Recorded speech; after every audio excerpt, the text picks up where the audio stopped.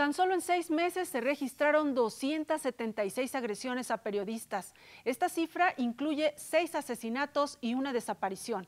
Organizaciones civiles señalan que esto representa un aumento de 23% comparado con el mismo periodo del año 2016. Hoy hablaremos sobre la capacitación que imparte la Escuela Judicial sobre libertad de expresión, acceso a la información pública y violencia contra periodistas. Soy Verónica González, comenzamos.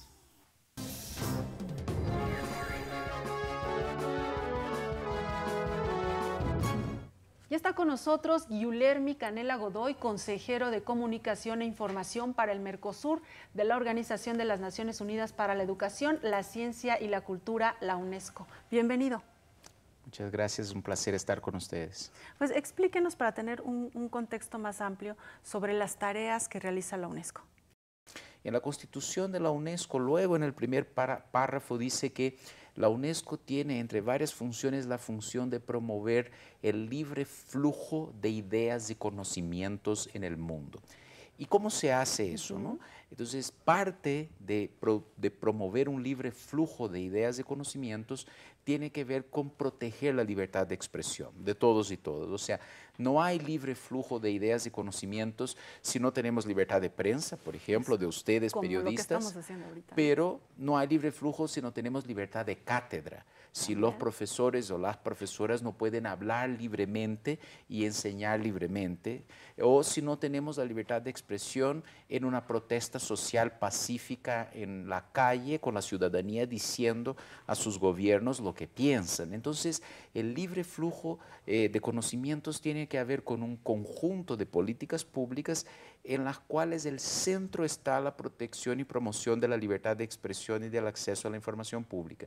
Entonces, lo que la UNESCO hace en este sector en particular es cooperar con gobiernos, nuestros Estados miembros, pero también con otros actores, con la sociedad civil organizada, con ustedes periodistas, con asociaciones de periodistas, con universidades, para encontrar mecanismos en que tengamos más libertad de expresión y por ende un flujo de conocimientos e informaciones cada vez más amplio, con siempre un objetivo final, tener más desarrollo, más protección a los derechos humanos y más democracia.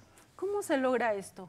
Hemos visto una evolución, ¿no?, en la forma en que se ejerce este derecho de la libertad de expresión, ¿no? Si le parece bien, primero háblenos como de los alcances de este derecho. Sí, la libertad de expresión está definida desde el punto de vista del derecho internacional en el artículo 19 de la Declaración Universal de los Derechos Humanos. Y es muy bonito leer el artículo porque los padres y madres fundadoras de la Declaración Universal de los Derechos Humanos fueron muy sabios en elegir un conjunto de palabras, de verbos que construían un derecho que además es un derecho que viene desde siempre, porque lo que nos diferencia como seres humanos de los demás animales que conviven en este planeta es justamente nuestra capacidad comunicativa. O sea, el lenguaje que está en el centro de la libertad de expresión, el lenguaje en sus varias formas, ¿no? Artística, escritura o el hablar. O sea, desde que los seres humanos empezaron, al contrario de los otros animales, a dejar pinturas rupestres en las cuevas hace miles de años, quedó claro que la libertad de expresión era esencial para nos definir como seres humanos. Entonces, el artículo 19, que va a celebrar 70 años el próximo año, es hijo de esta historia que empezó allá en las cuevas con pinturas rupestres, ¿no? Y ahí vemos que dicen todos los seres humanos tenemos el derecho de expresar libremente nuestras ideas y opiniones. Y eso implica 3 cosas. El derecho de difundir, o sea, de hablar, y eso es lo que más conocemos cuando hablamos de libertad de expresión, pero también usa 2 otros verbos. El derecho de recibir conocimientos, informaciones, entretenimiento, y el derecho de buscar por informaciones, conocimiento, informaciones sobre qué hace el Estado. Entonces, de estos 3 verbos derivan los elementos más conocidos de la libertad de expresión. El derecho que tenemos de hablar subiendo ahí en un banco de una plaza, el derecho de la prensa, de ser un intermediario de este proceso, pero también lo que está quizás más conocido en los últimos años, el derecho de acceso a la información pública, o sea, el derecho que todo el ciudadano tiene de ir al Estado y preguntar, yo quiero saber por qué las cosas son como son, cuando estamos hablando de las actividades del Estado, ¿no? Entonces, la libertad de expresión, que en una primera mirada podría parecer algo sencillo, la verdad es un derecho altamente complejo que involucra un conjunto de acciones y que están en el centro de la construcción de nuestras democracias, ¿no? Así es. Vamos a hacer una pausa y de regreso también vamos a tocar el tema de la capacitación, ¿no? Cómo es que todos estos temas, libertad de expresión, acceso a la información, están en las aulas del Instituto de la Judicatura Federal. Con mucho gusto. Vamos a la pausa y regresamos. No se vaya, estamos en Escuela Judicial. Regresamos.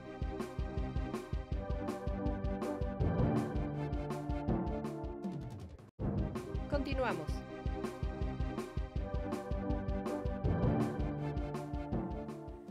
Vamos a ver lo más destacado de las actividades académicas de la Escuela Judicial y regresamos con el tema de hoy.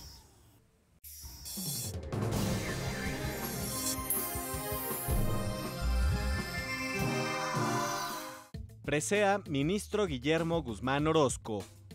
Los magistrados de circuito Guadalupe Mejía Sánchez y Wilfrido Castañón León recibieron este reconocimiento a su trayectoria judicial. La medalla se entrega anualmente a las juezas, jueces, magistrados y magistradas que se hayan distinguido por su trayectoria como impartidores de justicia. Es meritorio que se reconozca a personas como los hoy homenajeados, donde el señor magistrado Wilfrido Castañón, desde luego que es una gente con una trayectoria enorme, un prestigio, una calidad en su actuación, en su trabajo, en su desempeño personal, y a Lupita Mejía, desde luego, querida y respetada y admirada amiga y compañera. También se reconoce su desempeño y contribución al desarrollo del derecho y la cultura jurídica. El magistrado Castañón León, con 44 años de carrera judicial, es actualmente visitador general del Consejo de la Judicatura Federal. Seguro estoy que la presea que hoy me es entregada es un reconocimiento inmerecido para el suscrito. Sin embargo, cuando las cosas llegan, hay que recibirlas con humildad y gratitud. Y si bien creo estar lejos de tal merecimiento, no me siento ajeno a lo que el premio significa. Es decir, exaltar el prestigio del Poder Judicial de la Federación. La magistrada Guadalupe Mejía Sánchez, con 45 años en el Poder Judicial, actualmente integra el 10º Tribunal Colegiado en materia penal en la Ciudad de México. Esta tarde es el tiempo oportuno para expresar mi gratitud y afecto a quienes me han acompañado y apoyado en el transcurso de mi historia profesional. A mis padres, por haberme dado la vida, a 9 hijos, y con su luz, hasta la fecha, alumbran nuestro camino. La ceremonia fue organizada por la Asociación Nacional de Magistrados de Circuito y Jueces de Distrito del Poder Judicial de la Federación en la sede del Instituto de la Judicatura Federal. Seguimos conversando sobre libertad de expresión, acceso a la información y violencia contra periodistas, y comentábamos en el bloque anterior, ya nos explicaba sobre pues, lo complejo de este derecho de libertad de expresión, lo que implica, y me gustaría que nos comentara en su experiencia, ¿no? Haciendo estudios sobre lo que sucede en esta región, ¿cómo estamos? ¿Qué balance se puede hacer? La situación es realmente delicada. Con mucho gusto. Coincidentemente, justo esta semana, la UNESCO está lanzando un nuevo estudio global que se llama Tendencias Mundiales para la Libertad de Expresión y Desarrollo de los Medios. El resumen ejecutivo está disponible en español y Y este estudio apunta a algunos de los grandes desafíos para el planeta en términos de libertad de expresión, pero en particular para América Latina. Y los desafíos son que podríamos llamar de viejas y nuevas agendas. Entre los viejos desafíos están temas como la seguridad de los y las periodistas, que desafortunadamente en algunos países de la región seguimos teniendo un alto índice de asesinatos, de desapariciones, pero se han añadido complejidades nuevas a la propia seguridad de los periodistas. Por ejemplo, el tema de la seguridad digital, que no está solo en algunos países, es un tema de toda la región. O sea, cómo los y las periodistas protegen sus cuentas de mail, sus cuentas de redes sociales, porque eso también es una protección de sus fuentes de información. Claro. Porque cuando un jefe del crimen organizado hackea la cuenta del periodista, la verdad lo que quiere saber es quién está pasando información a lo de la periodista, y eso puede poner en riesgo también las fuentes de información. También tenemos entre los viejos desafíos para la libertad de expresión en la región el tema de la concentración de la propiedad de los medios de comunicación, que en muchos países siguen en las manos de muy pocos operadores, y eso no es bueno para la pluralidad y diversidad del discurso, ¿no?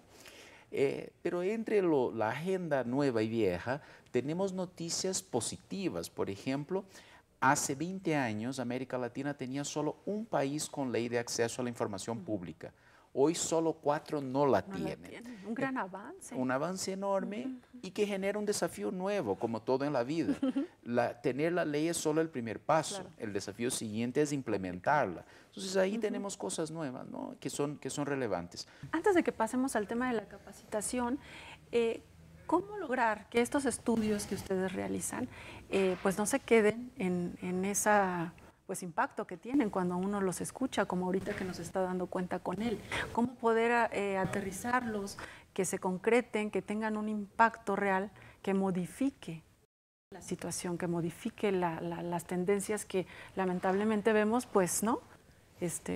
Claro, mira, las funciones de la UNESCO en su relación con los países, como llamamos los Estados miembros, tienen 5 grandes elementos. Uno es nuestra función de laboratorio de ideas, por ejemplo, generar estos estudios a lo cual tú hacías mención. Pero la otra función es definición de estándares. Entonces, estos estudios ayudan los Estados miembros, los países, a cambiar sus legislaciones, a generar nuevas políticas públicas.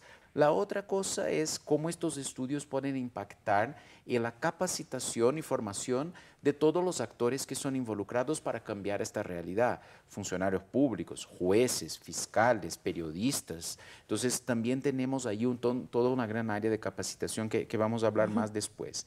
El otro tema es lo que llamamos de un centro de conocimientos. O sea, la UNESCO en estos estudios agrega otros estudios que fueron generados en países, en México, y intenta decir, no es solo el estudio de la UNESCO que es importante, todos estos otros conocimientos que ya fueron generados también son importantes.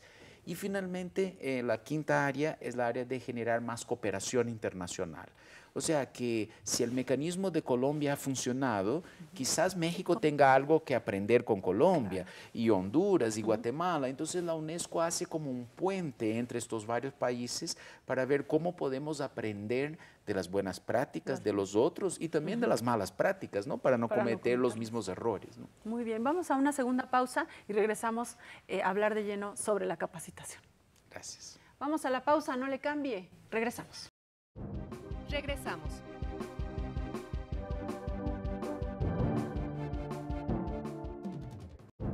Continuamos.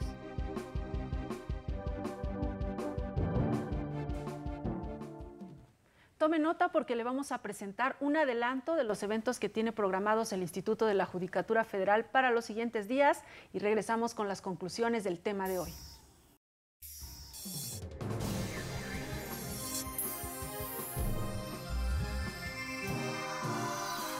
¡28º concurso interno de oposición para la designación de jueces de distrito! La lista de admitidos ya se encuentra disponible en la página web del Instituto de la Judicatura Federal. El cuestionario de la primera etapa se realizará el 4 de enero de 2018. 36º concurso interno de oposición para la designación de magistrados de circuito. El caso práctico se aplicará el 25 de enero de 2018. Debates desde la Judicatura sobre igualdad de género. Este ejercicio académico de intercambio de experiencias se llevará a cabo el 11 de diciembre en la extensión Saltillo. Para informes e inscripciones, puede visitar la página web www.ijf.cjf.gov.mx. Estamos en la parte final del programa conversando sobre la libertad de expresión y ya nos mencionaba, bueno, un contexto muy general y de los estudios que realiza la UNESCO. Hablemos ahora sobre la capacitación. Está usted participando precisamente en un curso que habla sobre esto. ¿Qué nos puede comentar? Y con mucho gusto. En estos días estamos acá en México, reunidos con varios actores importantes en el escenario de la libertad de expresión en América Latina, por supuesto el Instituto de la Judicatura, pero también la Relatoría Especial de Libertad de Expresión de la Comisión Interamericana de Derechos Humanos, la FLIP, que es la Fundación para la Libertad de Expresión y de Prensa, es una organización importante, Colombia, que ha contribuido mucho para la disminución de los crímenes contra periodistas en el contexto colombiano, y la EFF, la Electronic Frontier Foundation, que es uno de los organismos de la sociedad civil internacional que más discuten el tema de Internet y libertad de expresión. Y entonces estamos acá reunidos con magistrados y magistradas, jueces y juezas de varias partes de México y también con invitados del Poder Judicial de Guatemala y El Salvador, partiendo de un principio que es cuando gobiernos autoritarios llegan al poder, muy rápidamente hacen dos cosas: disminuyen la autonomía del Poder Judicial y censuran a la prensa. Este diagnóstico nos hace llevarnos a la UNESCO y los organizadores de capacitaciones como esta, que hay una centralidad en el rol de operadores judiciales, particularmente jueces y juezas, y de periodistas en la consolidación de nuestras democracias. Entonces, hace como que 5 años empezamos una discusión a través de la Cumbre Judicial Iberoamericana para poder crear oportunidades de capacitación y formación de operadores judiciales que tengan como centro esta discusión, o sea, cuál es la relación entre los sistemas de justicia, los poderes judiciales y el derecho a la libertad de expresión. Y esta relación tiene dos grandes elementos, dos grandes pilares. Un pilar central es que los poderes judiciales son los garantes últimos de la libertad de expresión. ¿Y qué quiere decir eso? Cuando lleguen casos, y los casos llegan a los tribunales sobre libertad de expresión, que jueces y juezas, magistrados y magistradas, ministros de cortes superiores puedan tomar sus decisiones utilizando los estándares internacionales de libertad de expresión que ya fueron acordados por todos los países, incluyendo a México, ¿no? Entonces, parte de estas capacitaciones tiene que ver con eso. ¿Cuáles son exactamente estos estándares internacionales? Pero hay un otro pilar en esta relación de los poderes judiciales con la libertad de expresión, es cuando la libertad de expresión impacta al propio poder judicial. Y impacta de distintas maneras. Por ejemplo, hay una relación algunas veces tensa en el diálogo del poder judicial con la prensa. Eso es una forma de impactar. Y estas capacitaciones, no esta que estamos haciendo esta semana, pero varias que hacemos, hablan de este tema. El otro tema es el acceso a la información sobre el propio Poder Judicial, o sea, la transparencia de la justicia. Eso también tiene que ver con libertad de expresión. Y finalmente, para no extender, los propios jueces y juezas también tienen libertad de expresión. Pero hay una serie de cuestiones particulares acá y que se complexijan mucho con las redes sociales. Y finalmente un proceso de apoyo más amplio a las escuelas judiciales como el Instituto de la Judicatura a través de la construcción de herramientas como por ejemplo este material, que es un material que fue construido con todas las escuelas judiciales de Iberoamérica, todas participaron de la construcción, incluyendo el Instituto Mexicano, y es un material de formación de formadores, o sea, si podemos llamar así, de los profesores y profesoras que forman jueces, para que eso tenga sostenibilidad en la línea del tiempo, o sea, que quien tiene este material, y quiere hablar con jueces sobre libertad de expresión, ahí Tenga encontrará una serie de manual. informaciones y casos y discusiones. Entonces, estos 3 elementos están ocurriendo en toda la región en este momento y para la UNESCO es un placer poder cooperar con los poderes judiciales. Mencionaba usted los métodos, ¿no?, que están utilizando en esta capacitación, esto de que sean talleres, que haya una interacción y una retroalimentación con lo que hace. ¿Cuál es la respuesta o la disposición que han observado acá con los jueces mexicanos sobre estos temas? Y también nos mencionaba pues que sí están llegando estos asuntos finalmente a los tribunales, ¿no? Mira, yo quedé muy positivamente impresionado cuando empezamos la capacitación en el primer día, justo en la primera ronda, pedimos a cada uno de los jueces y juezas que están acá que mencionaran cuál para ellos es el principal desafío de la libertad de expresión en lo que se refiere a su actividad jurisdiccional, ¿no? Y salimos con 30 temas distintos. Lo que de una parte demuestra lo que discutíamos antes de la complejidad de la libertad de expresión, pero también de una profunda conexión de estos magistrados y magistradas con la agenda y por eso también la demanda por este tipo de formación y de capacitación. Como yo comentaba en el curso en línea, de lo cual participaron ya muchos magistrados mexicanos, tuvimos en 23 países más de 5,000 operadores judiciales. Lo que es una respuesta. Es una demostración de que hay demanda por el tema y la demanda existe porque los casos están llegando a los tribunales. Particularmente los casos sobre Internet y libertad de expresión están cada vez más presentes en las cortes de toda América Latina. ¿A qué se debe que en lo que tiene que ver con las agresiones a los periodistas, ¿no?, las desapariciones, los asesinatos, no sean como el grueso de los asuntos que llegan a los tribunales? Hay varios problemas que explican eso, pero uno de ellos es que desafortunadamente la capacidad investigativa que tiene que iniciar con el Ministerio Público, con las fiscalías, está fallando en algún punto, ¿no? No estás llevando el proceso investigativo de estos casos, no estás siguiendo los protocolos internacionales como deberían seguir. Y con razón los magistrados nos dicen, si los casos no nos llegan a través de la fiscalía, no podemos tomar las medidas necesarias. Pero es importante mencionar eso porque la impunidad en los crímenes contra periodistas es altísima. O sea, de cada 10 casos, solo 1 llega a una decisión final de la justicia en todo el mundo. Y como sabemos, la impunidad retroalimenta el ciclo de la violencia. Porque si nada me va a pasar, si mato a un periodista, bueno, sigo haciéndolo, ¿no?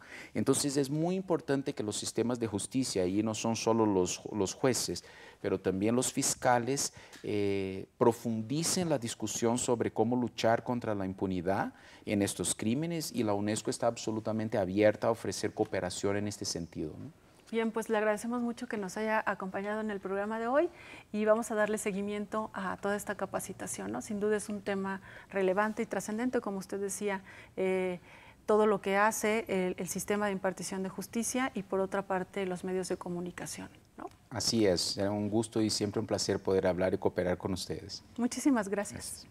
Gracias a usted también por su atención. Le recuerdo que lo esperamos la próxima semana con las actividades de la Escuela Judicial. Mientras tanto, la invitación a que se quede en la señal del canal judicial.